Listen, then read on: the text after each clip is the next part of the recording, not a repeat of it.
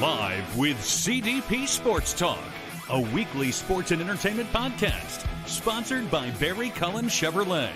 Live on YouTube, Facebook, Twitter, Twitch, and LinkedIn. And on audio via Apple Podcast, Google Podcast, Spotify, Anchor FM, iHeartRadio, Amazon Music, Radio Public, and TuneIn. Now, here's your host, Chris Palme.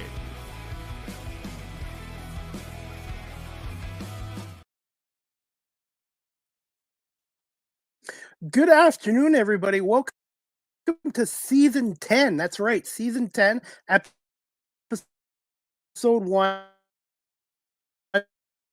overall 496 of Live with CDP Sports at Barry Cullen Chevrolet dealership at 905 Woodlawn Road West in the Guelph Auto Mall. Check out barrycullen.com for the newest selection of new and pre-owned GM vehicles, along with their great selection of all-electric vehicles and Cadillac products as well. You can call the dealership at 519-824-0210 and tell them Chris Palme sent you, or you can email the dealership at info@barrycullen.com. Barry Cullen Chevrolet dealership has been family run and operated here in the city of Guelph since 1969, and I've been a proud customer of Barry Cullen Chevrolet here in Guelph for the last 25 years, and Barry Cullen Chevrolet has been one of my major sponsors the last 2.5 years as well. Live with CDP Sports and Entertainment Talk Show is also brought to you by Wellington Brewery at 950 Woodlawn Road, not far from Barry Cullen Chevrolet, 950 Woodlawn Road West in Guelph, Ontario.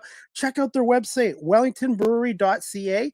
Try a Welly on, and please remember to drink responsibly. Wellington Brewery is celebrating their 40th year as one of Canada's oldest local craft breweries, and they're proudly Canadian as well. I hope everyone's doing well on this chilly Tuesday, February 18th, 2025. I hope everybody had a great family day weekend. I did. I was spending most of my time shoveling snow. I've done more shoveling snow than I have in the last 10 years. It's been a traditional Canadian winter here, and I'm just glad to be back on today, and I'm looking forward to my guest. He's a friend of mine, and he's a longtime play-by-play voice of the Toronto Argonauts on TSN 1050, and he's also the manager of communications for the Toronto Argonauts. His name is Mike Hogan, and we're going to talk some Argonaut football with Mike and a little bit about the Super Bowl champion Philadelphia Eagles. Good afternoon, Mike. How you doing? All right, Chris. Happy anniversary. Thank you so much. I really appreciate it, and I love doing this show, and I've been really lucky to get a lot of great guests on. You do it well. I remember you when you just started, so I'm very proud of you and happy for your work, for the way you've succeeded in this. Well, thank you so much, and I want to say thank you to the Argonauts for giving me media opportunities, because obviously I didn't go to school for this, but I've been getting hands-on training with doing some media coverage for the Argos, the Bisons, the Bandits, and the Canadian Baseball Hall of Fame, and the National Football League as well. Nice.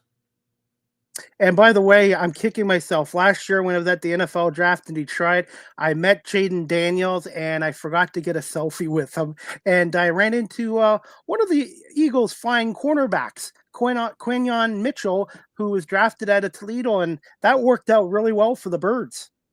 Yeah, he's dynamite. I remember going back to all of the mock drafts from last year, and, I do some of the mock simulators trying to figure out what the Eagles might have fall to them, and I don't think Quinyon Mitchell ever dropped that low in the draft to 23 or whatever the pick was, 25. But it was astonishing he was still there, and I think maybe the people that were most surprised he was there were Quinyon Mitchell and the Eagles. So it worked out well, and it's been a happy marriage so far. And Cooper DeJean as well. Just to have two rookies starting in the secondary in the National Football League or even in the Canadian Football League is unheard of, because that's not an easy position to come into from college football to the pro football ranks. Yeah, he was one of the guys, like when in doing those mocks, you look at cornerbacks because it was an obvious need for the Eagles last year. And DeJean was one of the guys that I kept, I don't know how many times I took him in the mock draft in the simulation. It would be him or like Kool-Aid McKinstry or somebody like that would fall down to that mid-20s pick. And the fact that they got both guys, one right off the bat to play corner and one to play slot corner, was just a godsend. And both were so good this year. And DeJean's become a cult hero almost in Philly. Absolutely. And I see so many similarities between the Philadelphia Eagles and the Toronto Argonauts. And it starts with ownership, starts with the GM, the scouting department, and also the head coaches. I see similarities between Nick Sirianni and Ryan Dinwiddie as well. Well, they're old school football type A guys who wear their emotions on their sleeves. And they're both offensive guys, and they both have succeeded in what they've done since they took over their team. So, Ryan, in the 4 years that he's been the Argo head coach, has a Grey Cup and 3 Eastern regular season titles, 2 Eastern titles, and a couple of Grey Cups. So he's just been phenomenal. And Sirianni, people wanted to fire him at the beginning of the season when the Eagles were out to a 2-2 start. But he's been fantastic, and 2 trips to the Super Bowl in 3 years is pretty remarkable. I have to admit, I was one of the critics earlier in the year when they were off to a kind of a 2-2 start. Maybe he wasn't the guy for this franchise, but he likes proving people wrong, and the guys really love playing for him, and he knows how to communicate with his guys. And I hope the Eagles sign him to a long-term contract, because right now I would say he's already one of the greatest coaches in Eagles history, even after 4 years. Well, you get to the Cup twice. He's the only guy to do that, right? Yep. Who else was there? Vermeil was there, and Andy Reid, and Peterson. Yeah, and Peterson. So I mean, 4 coaches for 5 trips. So he's the first one to do it. So yeah, I'm sure he's going to be rewarded nicely by Jeff Lurie. Does this Super Bowl win silence the critics of Jalen Hurts? Because I keep hearing he's not Josh Allen, he's not Joe Burrow, he's not Lamar Jackson, but all he does is win football games. And he also showed in the Super Bowl he can outplay Mahomes twice in the Super Bowl, and their passing game was very effective against Kansas City. If he's not Josh Allen, he doesn't have to be. I mean, he's smart. Sometimes he hangs onto the ball too long, which I think it drives most people insane. If there's a fault in Jalen Hurts, I think most of the criticism comes from he doesn't have that outgoing personality that I think a lot of people want in their quarterbacks, and he's just a very quiet guy who doesn't want to talk. And when he does talk, you listen, because he doesn't say all that much in terms of he's very brief in his comments. He's very direct and to the point. But if you listen, you're going to find out something. It's funny because I used to be on a show called Countdown U on TSN, and we used to the show still goes on, but I mean it focuses on U Sports football and Canadians playing in the NCAA. And I used to watch a lot of Oklahoma and Oklahoma State because Neville Gallimore was at Oklahoma, and Chuba Hubbard and Ogbongbemega were at Oklahoma State. And every time I watch Oklahoma play, I go, that Hurts is fun. Never dreaming he would be a great NFL quarterback, let alone a Super Bowl champion and MVP.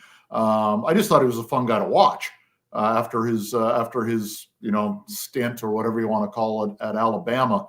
Never dreaming. And I was shocked when the Eagles took him as high as they did in the draft. And I think I was like everybody else. Why are they taking another quarterback? Carson Wentz is still here.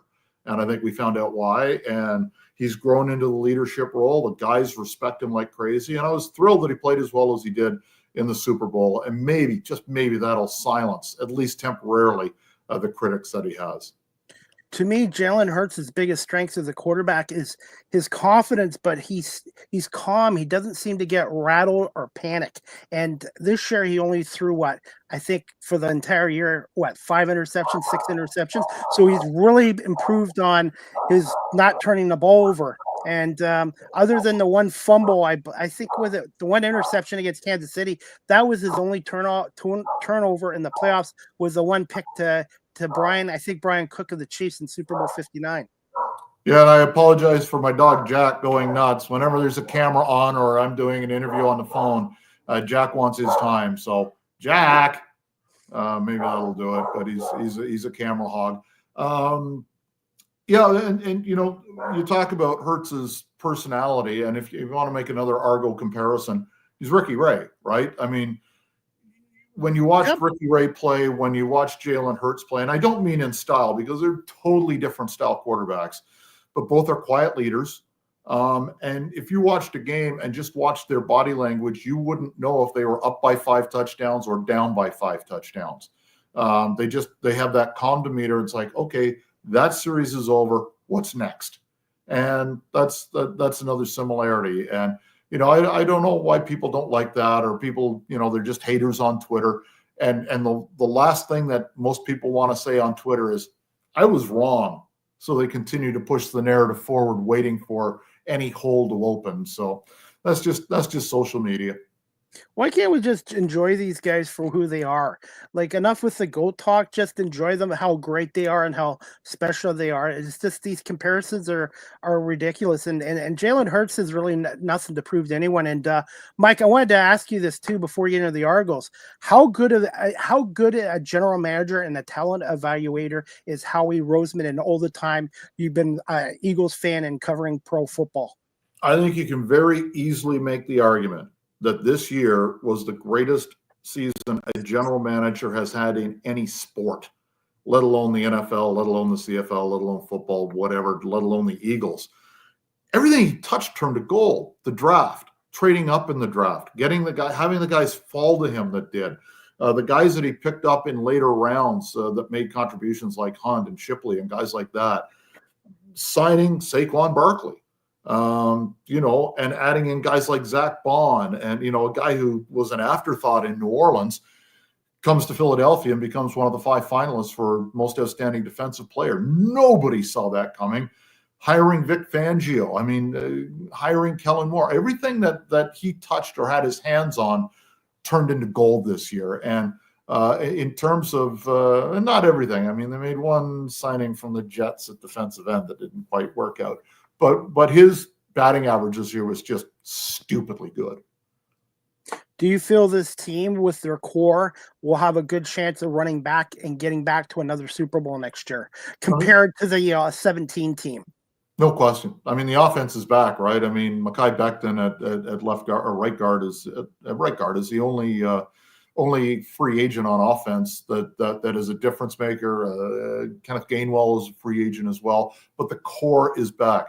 Defensively, they got some work to do with Sweat and Williams, and they've got a couple of guys in Bond that I just mentioned. They've got some work to do there, but they actually, believe it or not, have cap space. And, if they buy out the last year of James Bradwell's contract, they'll get some stuff there. They let some of the other guys go. I would be surprised if Sweat is back, but I may be wrong there. I don't know what the priority is. I don't know how much they're willing to pay a linebacker. But Zach Bond, kind of bucked the trend and really became a strength for the Eagles, where over the last 5 to 10 years, linebacker has been a weakness. So I'm curious to see what they do, but there's zero question, even with the roster they have going forward, that they're going to be a Super Bowl contender again. Absolutely. And Saquon Barkley, is he the greatest free agent signing in Philadelphia Eagles history, and maybe even in the city of Philadelphia sports? I won't go that far because I'd have to go back and take a look at how different players got to the different Philadelphia franchises. Top of my head, the guys that they got that were the elite players in franchise history, they usually got through the draft. Reggie White, Jerome Brown come to mind right off the get-go. Randall Cunningham, Donovan McNabb, Jalen Hurts at quarterback all came through the draft. Free agency. For 1 year, Terrell Owens was spectacular. For the second year, he wasn't. But I think for 1 year, Saquon Barkley obviously had the best year a running back has ever had in the NFL, with over 2,000 yards in the regular season, the most yards when you count postseason of any running back in NFL history. And to cap it off with the Super Bowl, offensive player of the year in the NFL. He was better than advertised, and I think everybody expected him to be great. Wanted to get your thoughts on this. I know the NFL's gotten away from the MVP going to a running back, but I feel Saquon Barkley should have been the most valuable player as well this year, in my opinion. Yeah, it goes. It's now the most valuable quarterback for all intents and purposes. What I'm interested to see, and if Barkley wasn't able to flip that narrative, and even though he was the most outstanding offensive player in the league, it wasn't Allen or Burrow or anybody else they were talking about. Or Lamar. It was Barkley, and I'm interested to see how this trickles down now in terms of free agency. Saquon got paid when running backs don't get paid. So I'm curious to see what the market now holds.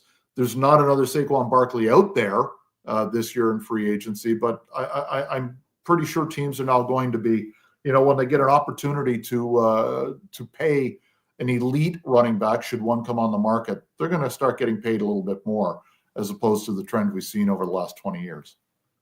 And last Eagles question for you. Thoughts on the ownership of Jeffrey Lurie, who bought the team back in 1994, and how successful this franchise has been in his 30 years in Philadelphia? He spends. I mean, the one thing that you keep hearing from players when they go to Philadelphia is how they're treated. The facility is spectacular. The fan base is incredible. You go to a game in Philly, it's loud from the get-go, and if you perform, they love you. If you don't, you'll hear it.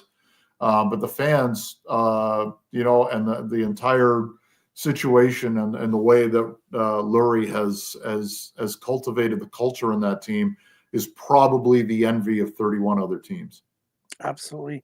I get some viewers watching. Fear the Conspiracy says the football on Mike's background was a great gift to the season ticket holders, and that was true. Now I need to get my football from last year updated with a 19th Grey Cup win. Yeah, it's great. I mean, the one thing that our folks do in ticketing and marketing is they look after season ticket holders, whether it be with that football or the championship ring replicas, or just the options that fans have. I think we look after our fans better than any team in the league, and that's a hill I will die on. And this will be my 3rd year as an Argonaut season ticket holder, and I was glad to renew. Hey, you've been doing all right, aside from that Eastern final a year ago. 2 years and 2 Grey Cup wins. Keep buying, buddy. I never thought, Mike, growing up as an Argo fan back in the 70s and early 80s, I would see this team win 8 Grey Cups in 40 years. And in the 40 years they've won the 8 Grey Cups, only their longest drought was 8 years. After 83, they didn't win until 91, and then 04-12. So how can you complain as a Toronto Argonaut season ticket holder or as a fan of the team about the success of this franchise in the last 41, 42 years? Do you want a really weird stat to tie the Eagles and Argos together a little bit more? I think I know where you're going. Go ahead. The last 4 Eagle Super Bowl appearances were in 2004, in 2024, in 2012, and in 2017. 22, 17, 24, and 4, and the Argos won the Grey Cup all 4 of those years. That's weird. That's good. That's great. And you know what? And it's not easy winning a Grey Cup championship either. I tell people Winnipeg's had a 29-year drought, Hamilton's on a 25-year drought, and the Argos had a 31-year drought. So you know what? I appreciate any championships the Argos win, or even the Eagles. I never thought the Eagles in my lifetime would win 2 Super Bowls in 7 years. And I think, to me, the 2024 Eagles team is the best ever. And as for this Argo team, they faced a lot of adversity last year, with Chad Kelly being out until August, and then having to go with Arbuckle and Dukes, and then losing Kelly in the East Final. And this 19th Grey Cup was really special, Mike, in my opinion. With no disrespect to any other coach in the league, Ryan Dinwiddie was the coach of the year in the CFL last year. For what he had to do to take a backup quarterback, essentially, and 2 backups, and get them through the first 9 games of the season, and to take that team, not win the Eastern Division, but win the Eastern Division in the playoffs, and then win a Grey Cup. I thought what Ryan Dinwiddie did with this team this year was just incredible. So with no disrespect to anybody else, I'll take our guy. And there's some really outstanding coaches in the league, but the job that RD did this year was top shelf. What is Ryan Dinwiddie's biggest strengths as the head coach of the Toronto Argonauts? Attention to detail, passion, which rubs off. And he earns the respect of the room. Like, he doesn't say, I'm the coach, listen to me. He and Pinball have cultivated, in the 4 years that they've been together, have cultivated a sort of a culture of winning. And when guys come here, they buy in. And Ryan wears his heart on his sleeve. You may see it every once in a while in the videos that the Argos do behind the scenes, but Ryan's a pretty emotional guy. And, he's brought to the edge of tears, if not to tears, more often than you would think. And I think that helps him even more because the players know how damn passionate he is about winning, and they follow suit. And he's really good at his job. His play calling is outstanding. And he's a great teacher as well. And the quarterbacks have all benefited from that. When Chad got hurt in the Eastern Final, there wasn't a person that doubted Nick one iota when Arbuckle got the call. And part of that, he was so prepared. I mean, when he went in the last game of the regular season in Edmonton, he threw in the 3 quarters that he was in there after Cam Dukes got hurt. He threw for well over 300 yards in 3 quarters. Prorated, it was over 500 yards. And when he came in and made some really key throws in the Eastern Final after Chad broke his leg, everybody went, okay, we're good. Nick's the guy. He's confident. He knows the offense inside and out. Asked all the right questions apparently all week. And everybody, when the hay was in the barn on Saturday night, nobody didn't think we were going to win on Sunday.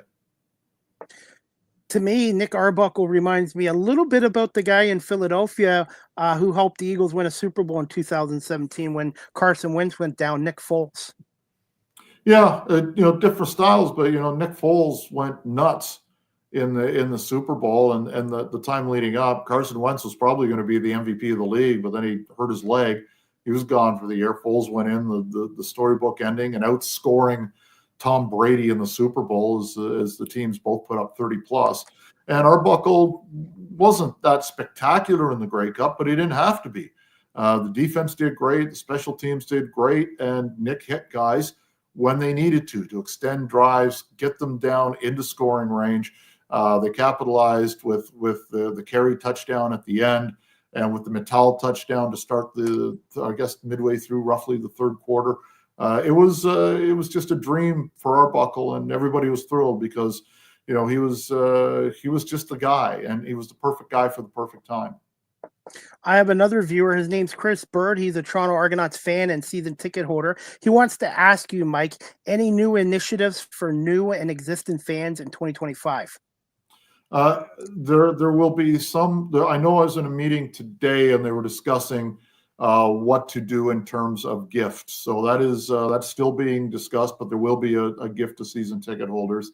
I think to encourage people to come back, check out our ticket prices compared to other teams. Check out, it's an affordable night, a really affordable night, with the $7 beer and $3 hot dog options, and which isn't for everybody, but I mean, the options are there. The entertainment on the field is right now the best in the city. We win championships. We've been serious contenders 4 years in a row and won it twice.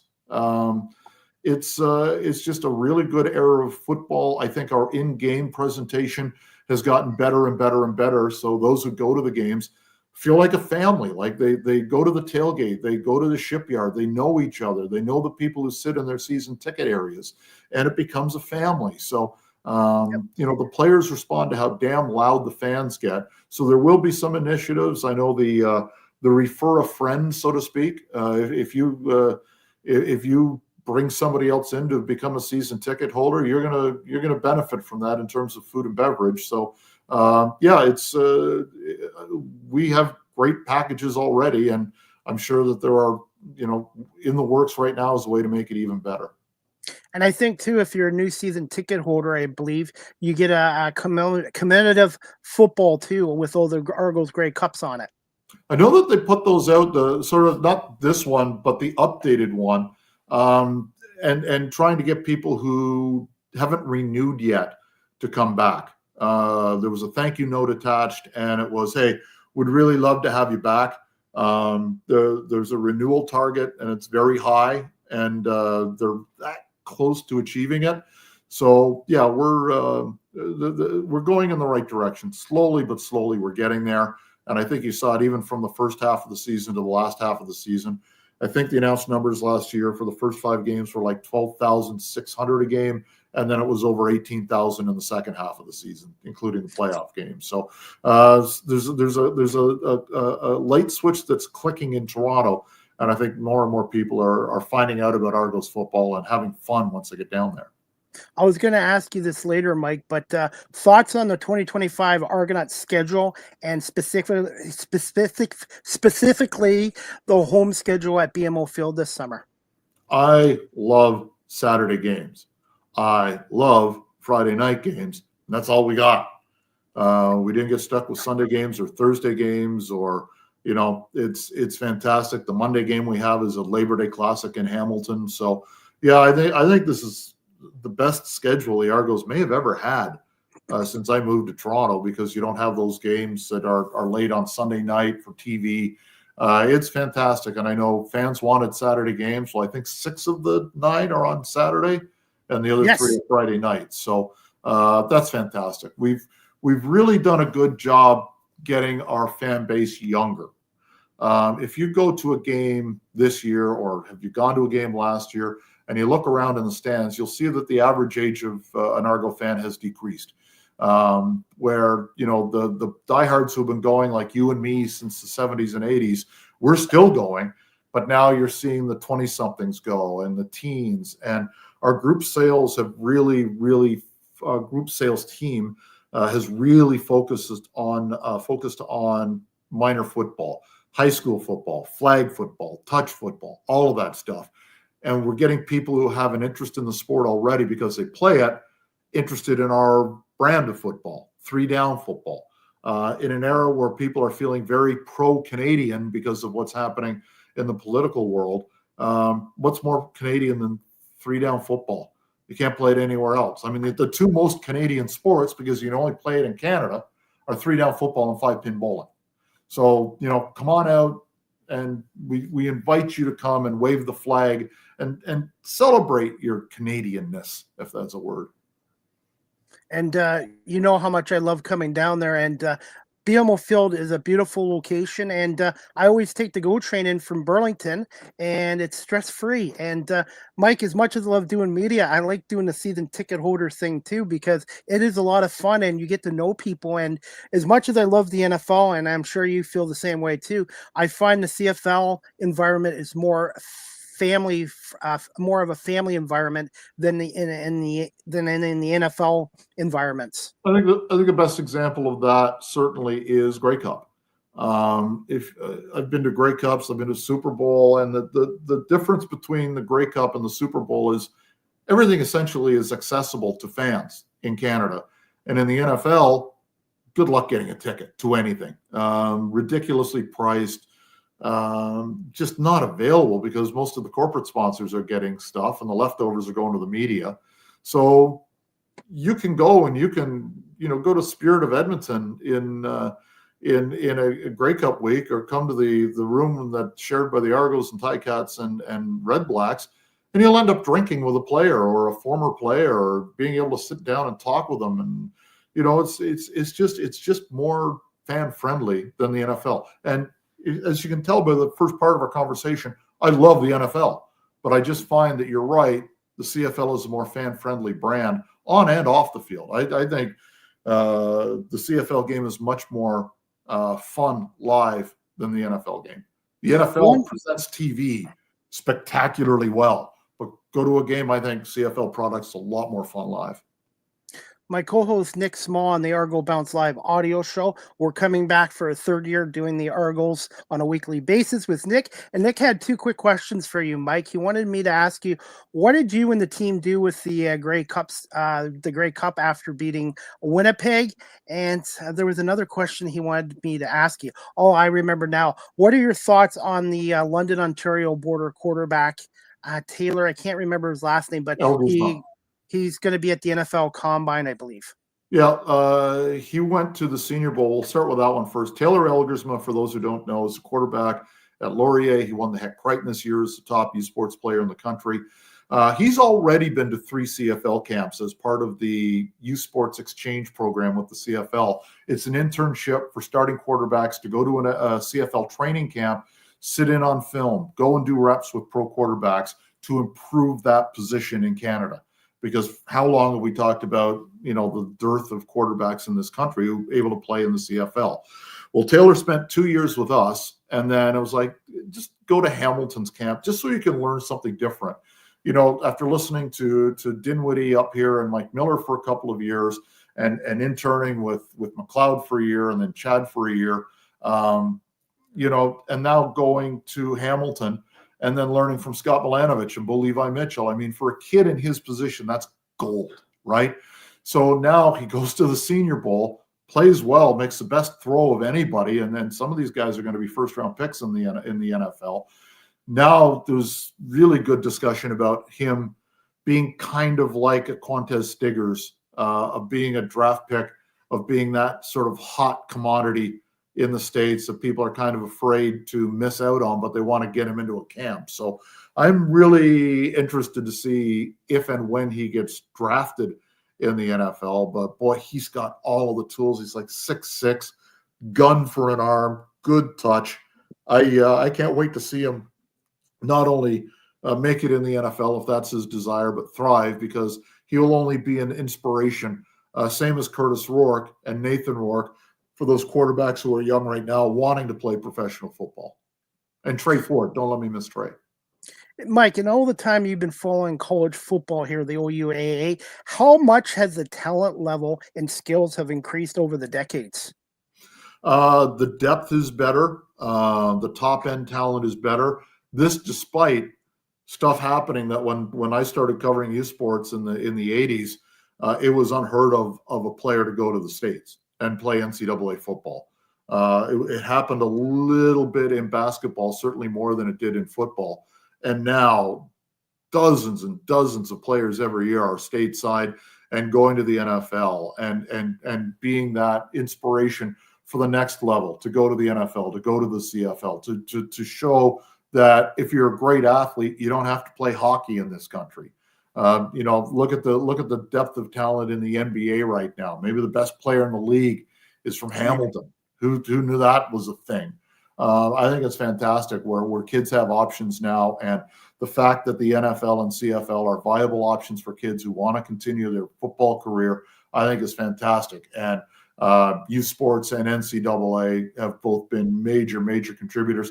And I don't want to leave out the high school coaches, because the high school coaching in this country has gotten way better as more resources are made available to them, to junior coaches, to flag coaches.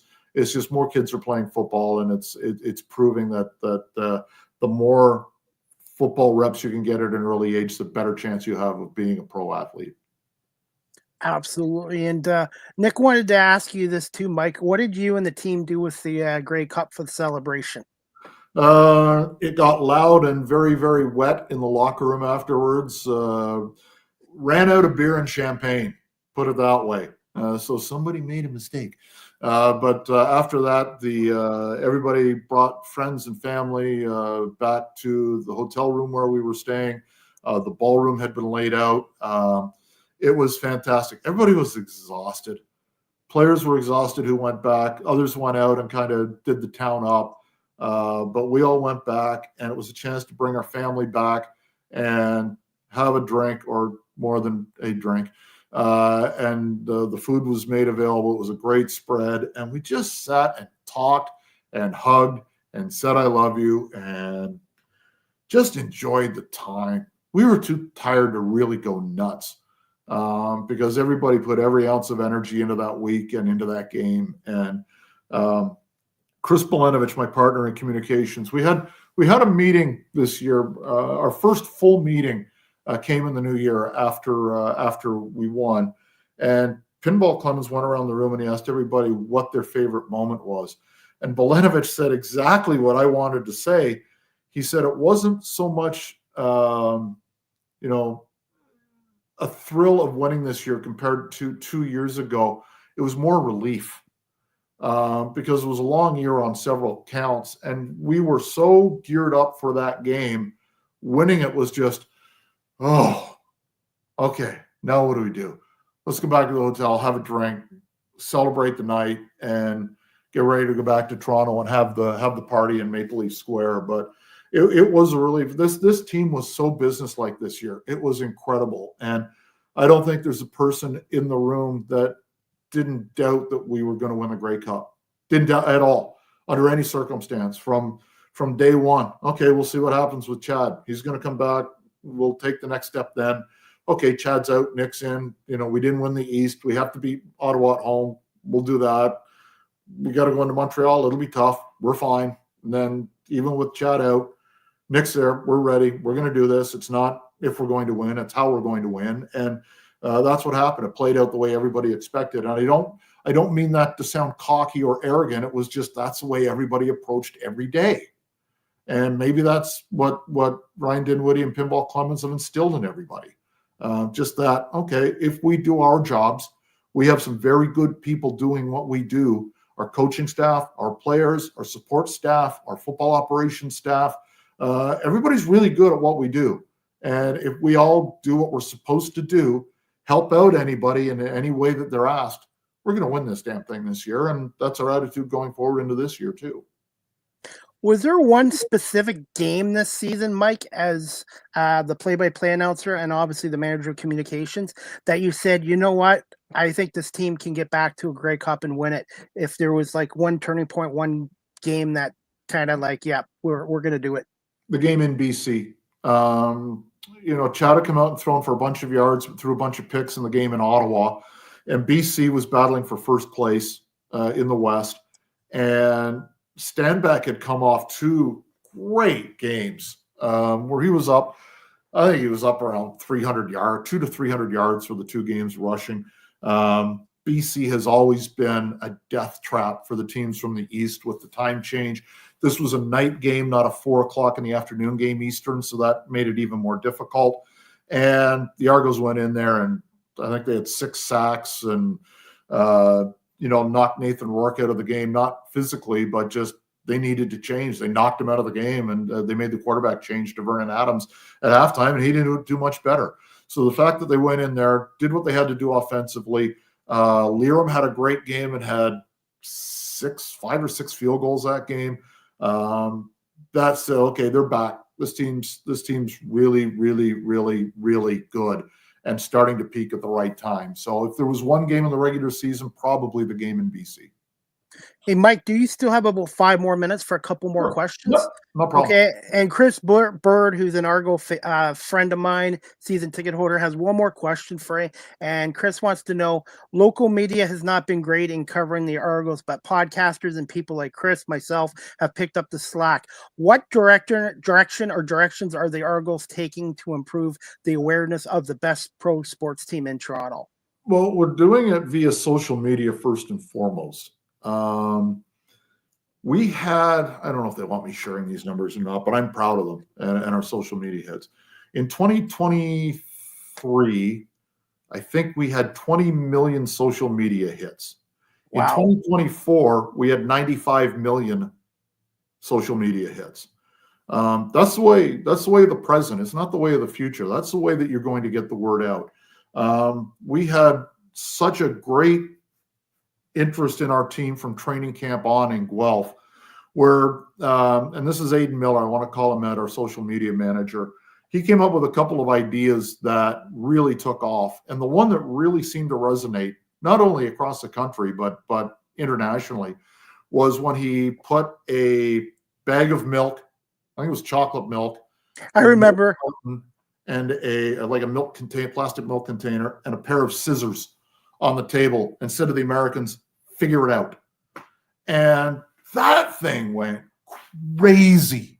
It was insane how many hits that had. I wish I had the number in front of me, but it's that kind of thing. And we saw some of the mainstream media in Toronto increase their Argo coverage this year, where sometimes it was difficult to get a score mentioned.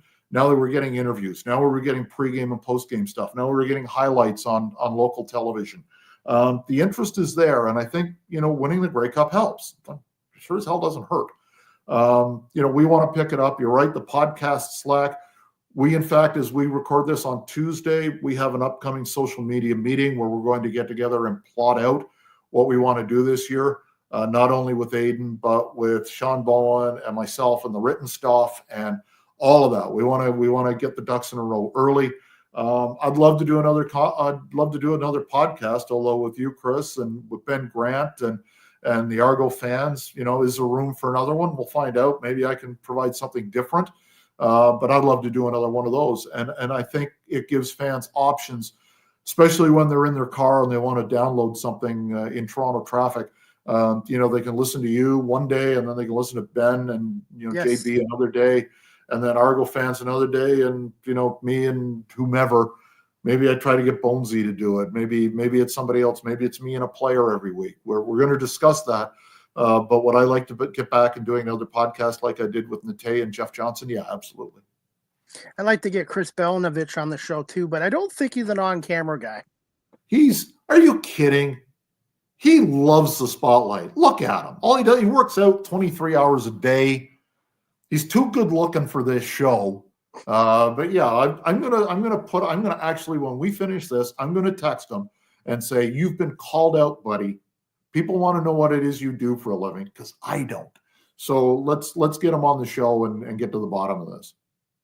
Absolutely. And hey, and what I love about my show too is I love getting the Argo guys on like yourself and Ben Grant and stuff, but I also like getting guys around the CFL as well. I just feel like I want to have, as much as I love the Argos, I want to try to be objective and try to get as many people from around the league on my show as well to make it a very diverse show too.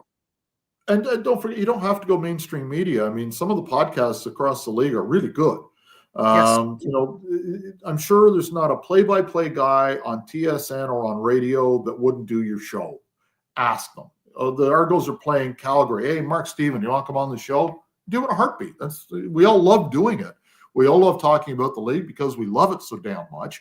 And the guys that work for the team, whether they work for the team, in my case, or work for a radio station and cover the team and get close to the team, they want to talk about that team because they've got stories to tell. So especially in my case, when I've got 15 seconds between plays to not only try to tell a story, but to set up Ben Grant as well. So I've got stories. I love to tell them and love promoting the team and the league, and especially this Argo brand. Since I have you on here, Mike, Ben Grant's going to be back as the radio analyst for the Argos this year with you? As far as I know, I haven't heard anything to the contrary. So if he pays me the $5,000 that he does every year in bribe money, he can do it again. Oh, by the way, doing media work at the Argos, I did get to meet Matt Dunnigan, and I had Matt on my show before the Grey Cup too. And this is what I love about this league, man. Everybody really supports each other's work, and I'm very fortunate. And I just love coming back to the CFL, and I can't wait for training camp to start in May. If you've seen the internet play before when you come down and you're covering the team, Chris, I mean, before every game, here's the MO. I get together with the visiting radio guy and we talk about what our team's been up to, what their team's been up to, go over the pronunciation of names. The guys from TV will always come in. We're happy to share because, I want to have a great broadcast with Ben. I want RJ to have a great broadcast for Ticat fans. RJ and his cast of 75 people that they have on that radio program.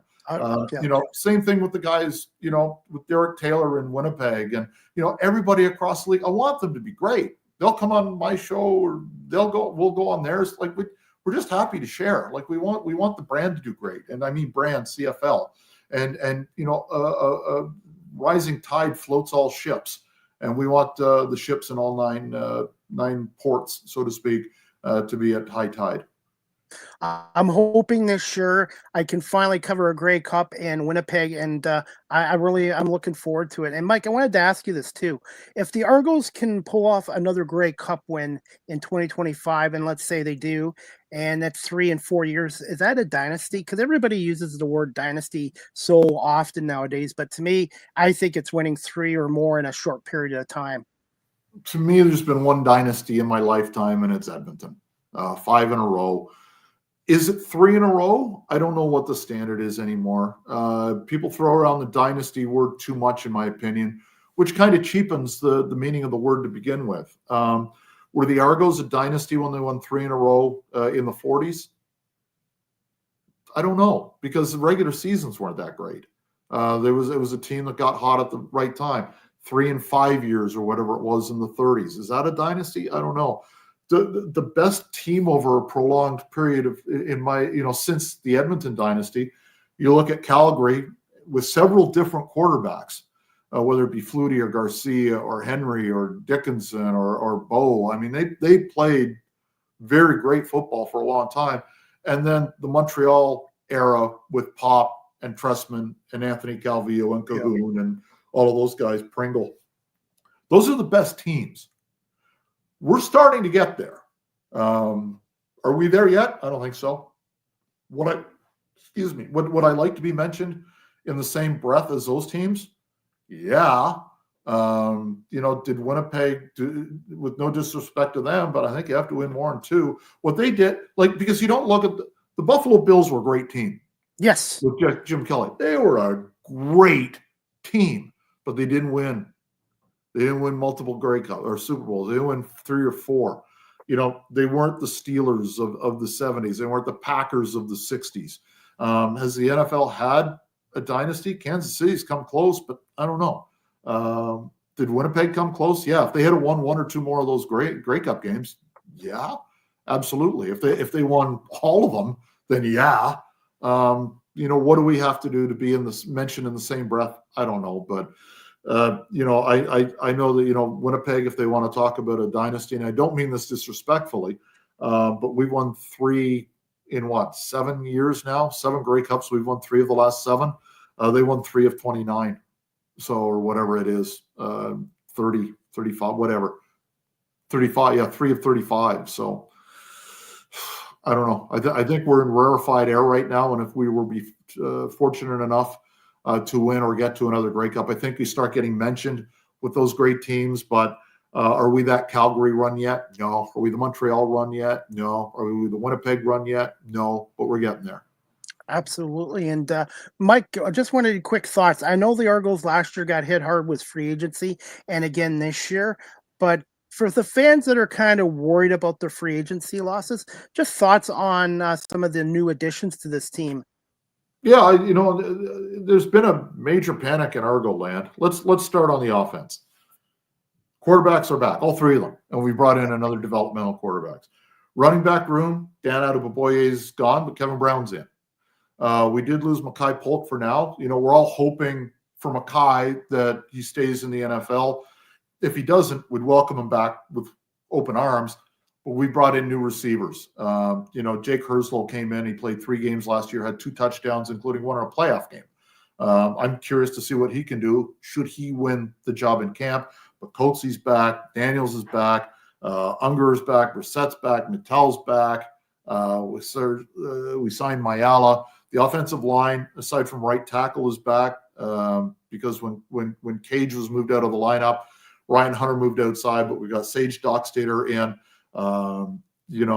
and we've got 1, 2, 3, 4, 5, 6, 7 other guys coming back. So we should be fine. Offensively, we're fine. Defensively, do we take a hit? Yeah.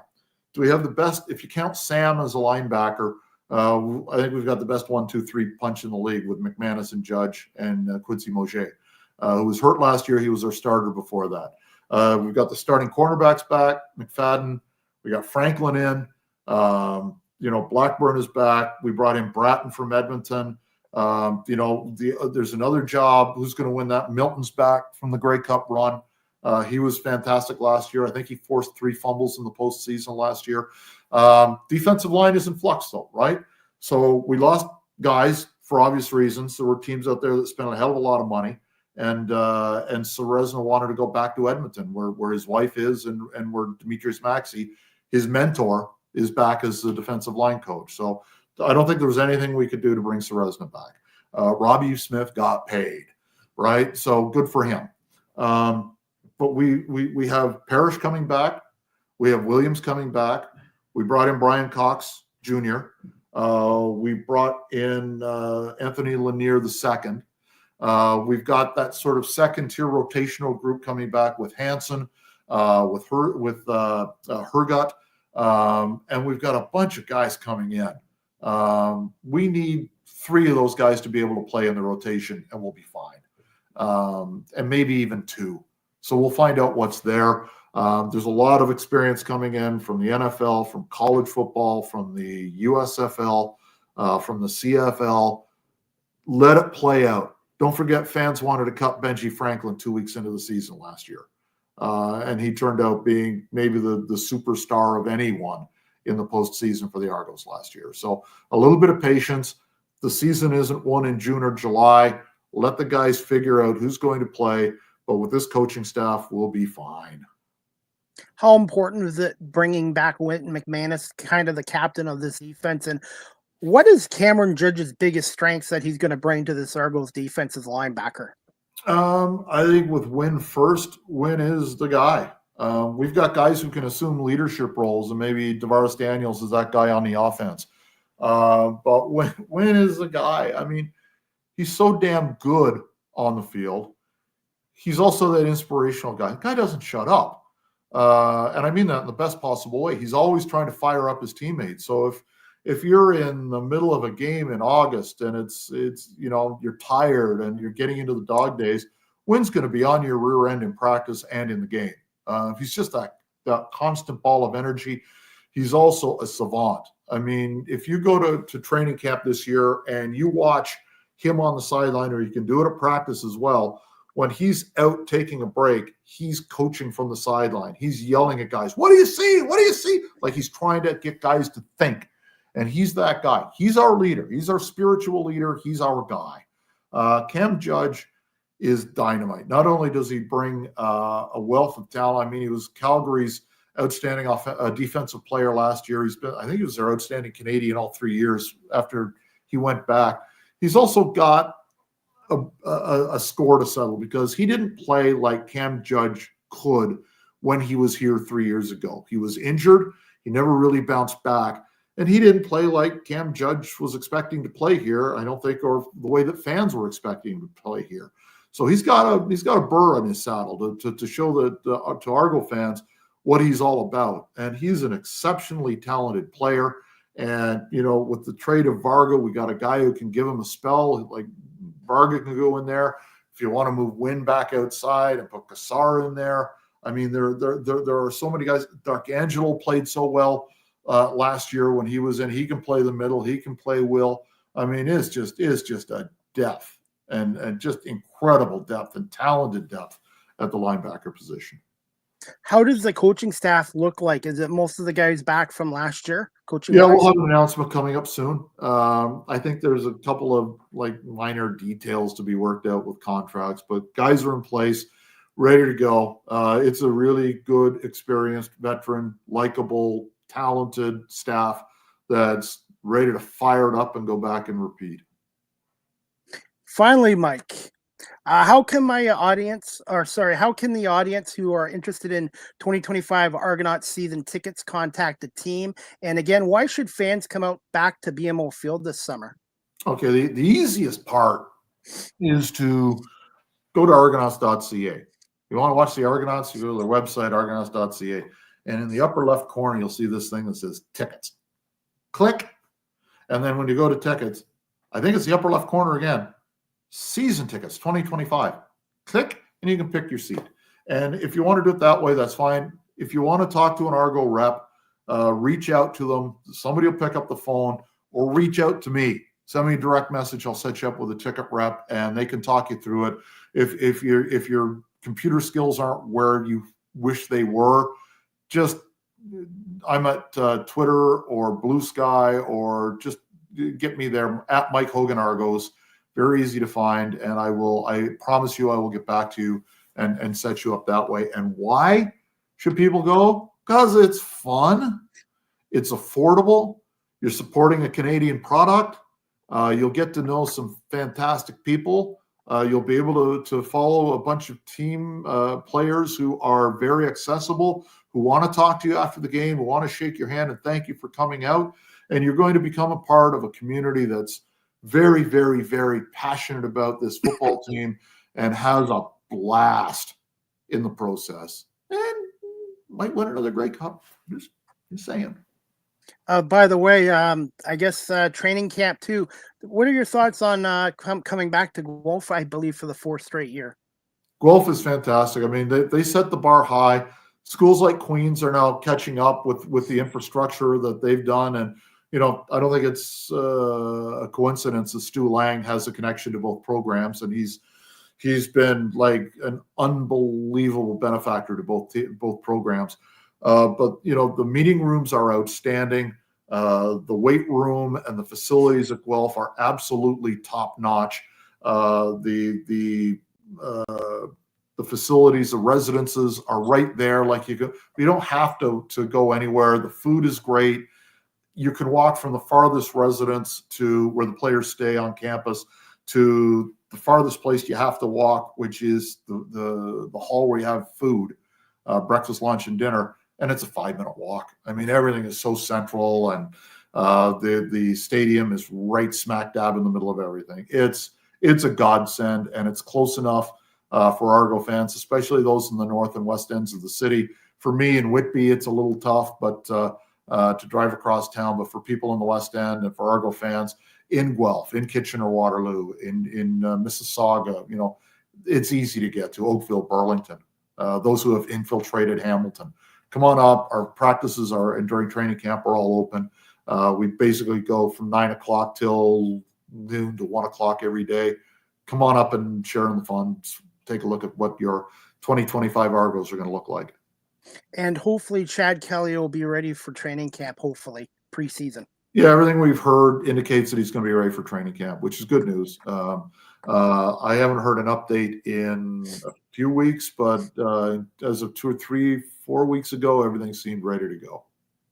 And finally, Mike, where can my audience follow you on social media? And I want to say, Mike, thank you so much. I'm sorry I kept you over 30 minutes, but I want to say thank you so much for coming back on. And I'm already getting excited for training camp in May here. Yeah, the bill will be in the mail for the extra time. I'll give you some beer. The easiest thing to do is at X, if you're still on X, at Mike Hogan Argos. I'm getting more involved with Blue Sky, and we're going to talk about the Argos getting the account there as well. But I will, if you have a DM me there, and I'll get back to you. I promise. I will get back to you if you have any questions or comments.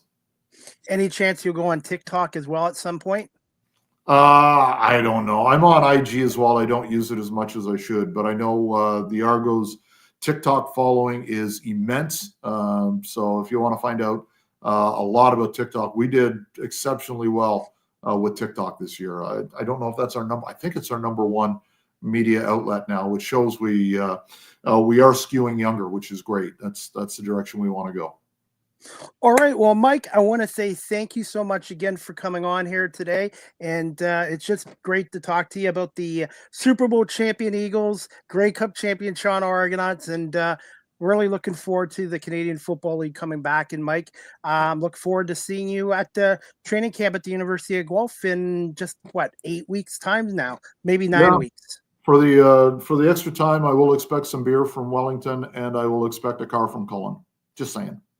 Okay, I'll see what I can do. But Mike, I appreciate it, and enjoy the rest of your evening, and we'll talk to you soon. Thanks, Bell. Keep up the good work. Mike. Appreciate you. Thanks, Mike. You too. Go Argos. All right, guys, that concludes Season 10, Episode 1, overall 496 of Live with CDP Sports Entertainment Talk Show, brought to you by Barry Cullen Chevrolet Dealership and Wellington Brewery here in Guelph. And since this is an Argo show today, I'm just going to play a little clip. This clip is courtesy of CTV News Channel, and it just shows the Argos Grey Cup win over Winnipeg again last year at BC Place. Tomorrow in the downtown core. So, of course, the players are celebrating. They're on their way back to the city for more celebration with fans tomorrow. So let's talk about the game. And the player of the game, very unlikely moment for Nick Arbuckle, the 31-year-old journeyman who's played for several CFL teams and what a short CFL career, had 2 touchdown passes and won the game MVP honors. For a player who was the backup just last week and claims he was ready to retire from the game of football before joining the Toronto Argonauts. He was forced into action after the Argos lost their starting quarterback Chad Kelly to a broken ankle in the East Final. So a 41-24 victory over the Winnipeg Blue Bombers. It really was a lot closer for most of the game than the final score might show you. Toronto rallied late in the game, but really gave fans in Vancouver quite a lot of celebration. It was quite a game back and forth for quite a while before the Argonauts pulled ahead with that 41-24 win. And as you mentioned, Marcia, 19th Grey Cup victory overall for the Argos, most in CFL history. Toronto has won 8 straight Grey Cups they've played in, dating back to 1991. And here's a stat that really shows you maybe they have the Winnipeg Blue Bombers number there, 8-0 all-time in the big game, Marcia, against the Winnipeg Blue Bombers. And they were playing the Bombers in their 5th straight Grey Cup. They won the first 2 they played in, but they've now lost the last 3 Grey Cups. 2 of them have been up against Toronto. All right, so that was the game. But we also, Scott, had Prince Harry and the Jones. That clip was courtesy of CTV News Channel. And again, the Toronto Argonauts won their 19th Grey Cup championship over Winnipeg this past November at BC Place. And the Argonauts this year in 2025 are going to be going for their 20th Grey Cup. And you can get tickets at argonauts.ca and click on tickets. And Mike Hogan, I want to say thank you to Mike Hogan, the longtime play-by-play announcer for the Toronto Argonauts on TSN 1050 since 2010, I believe. He's also their manager of communications as well. So please follow Mike Hogan on Twitter, Blue Sky, and the Toronto Argonauts are on all social media platforms, including TikTok and all the other ones. And also, I'm on Blue Sky too. I live with CDP 19 on Blue Sky as well. Before we wrap up today's show, guys, the next live with CDP Sports and Entertainment Talk Show, again brought to you by barrycullen.com and wellingtonbrewery.ca, is going to be on Wednesday, February 19th, tomorrow at 12 p.m. Eastern with my special guest, Saskia B. She is a stand-up comedian out of the state of Arizona. So we're going to talk to Saskia about her comedy career and how she started up and some of her upcoming performances. So if you're a fan of comedians and comics, please check out Live with CDP Sports and Entertainment Talk Show tomorrow, Wednesday, February 19th at 12 p.m. with my special guest, Saskia B., comedian. And then I have another stand-up comedian on my show Thursday, February 20th at 7:30. Her name is Davine Kerr. She is a trilingual stand-up comedian based out of Washington, D.C. She's originally from Montreal. So my next 2 shows, I'm going to have some female stand-up comedians on here as well. Before we wrap up our show, guys, like every show, you guys can follow me again on Blue Sky. I live with CDP 19 on bluesky.ca. And also, as we do for every show, Wellington Brewery, founded in 1985, is located at 950 Woodlawn Road West in Guelph, Ontario. Check out their website, wellingtonbrewery.ca. Telephone number 519-837-2337. Try Wellion and please drink responsibly. First brewed way back in 1986, this legendary British-style strong ale is an all-time favorite that we bring back every winter. To celebrate 40 years of Wellington Brewery, proudly Canadian, we are re-releasing Iron Duke in special vintage packaging, just like you remember it, with a robust malt character showcasing notes of toffee, caramel, and raisin. Iron Duke remains a classic winter warmer. You can find this beloved brew on our online store with local and provincial-wide shipping available, wellingtonbrewery.ca, or pop into our retail store at 950 Woodlawn Road West here in Guelph, and come say hi and mention Chris Palme sent you as well. And Wellington Brewery is again celebrating their 40th year, and they have been a sponsor of Live with CDP Sports and Entertainment Talk Show since November of 2024. And a special shout out to Jackie Hanna, who's their social media manager, she is the manager of social media with Wellington Brewery. So if you like good local craft beer, check out Wellington Brewery. They're 40th year, and they're also proudly Canadian as well. And I want to say thank you for being a part of Live with CDP Sports and Entertainment Talk Show and the official beer sponsor as well. All right. Also, if you're looking to adopt a pet, check out the Cambridge and District Humane Society at 1650 Dunbar Road in Cambridge, Ontario.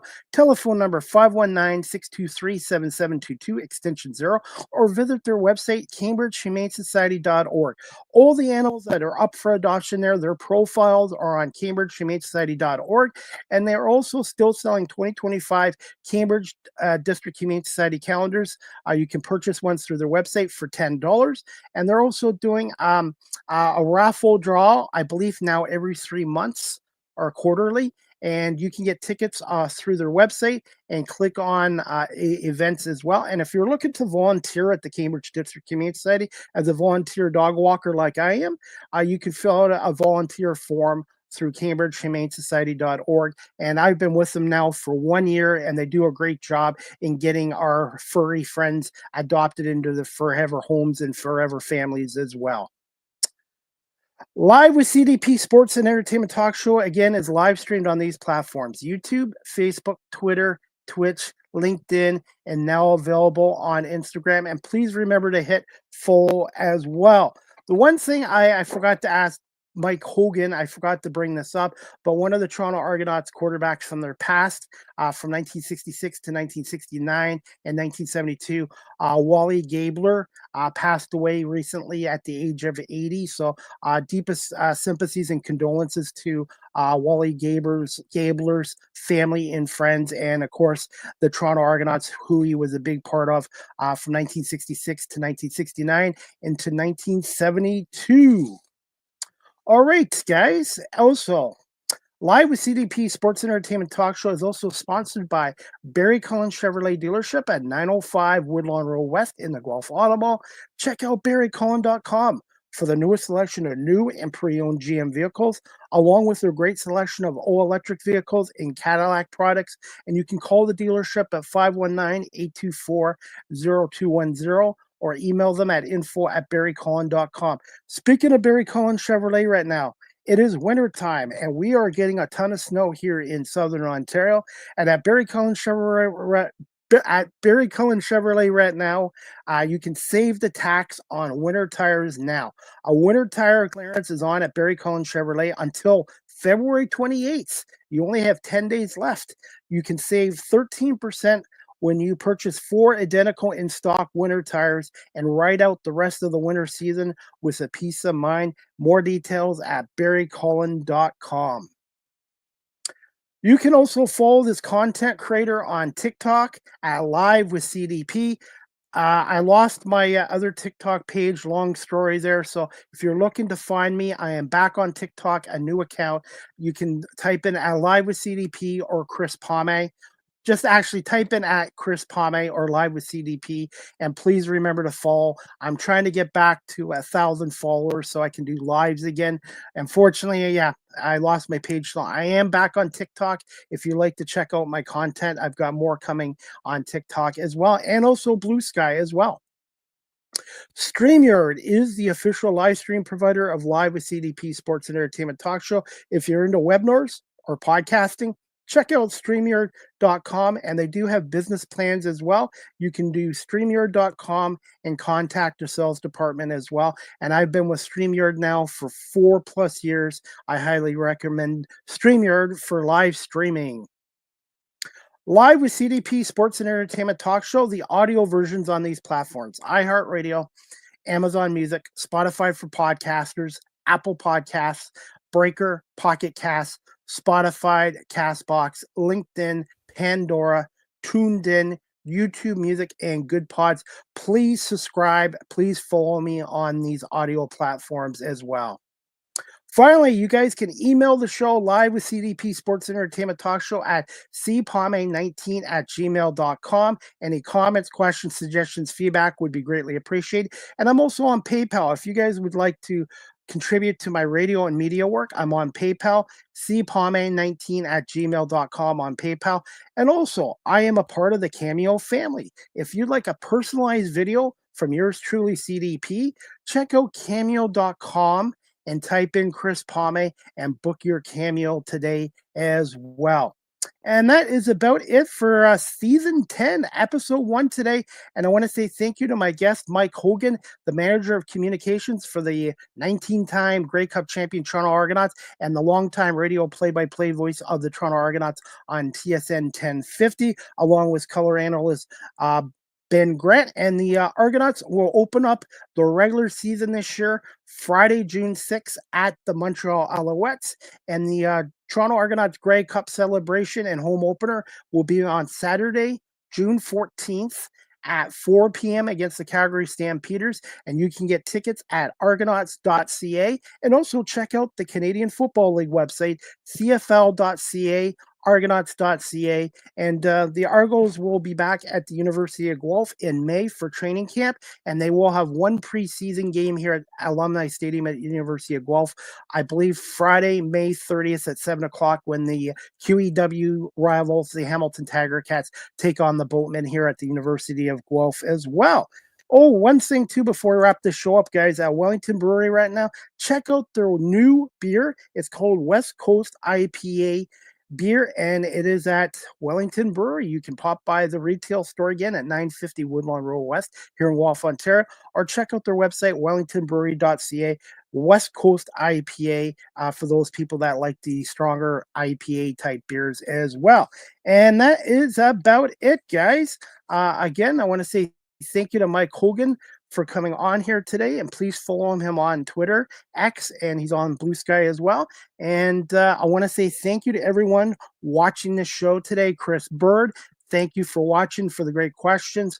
Robbie, thank you for watching, and thank you everyone for watching, and to those listening this on audio as well, and Stream Punk Entertainment as well. This show will air hopefully this weekend as well. Special shout out to Scott Churchin as well. So that's about it. So again, the next Live with CDP Sports and Entertainment Talk Show brought to you by Barry Cullen Chevrolet and Wellington Brewery here in Guelph, Wednesday, February 19th, which is tomorrow at 12 p.m. Eastern, again with special guest stand-up comedian Siskia, I got it. Siskia B, a comedian out of Arizona.